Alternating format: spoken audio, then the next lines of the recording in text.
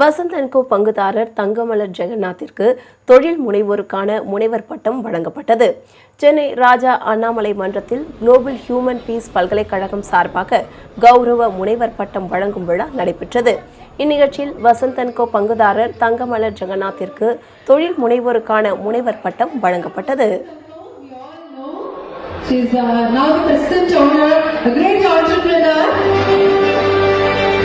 Mr. M. Ramanath Kumar, as well-known business icon. She has been recognized for the contribution to the humanitarian effort also. Madam, ready, madam.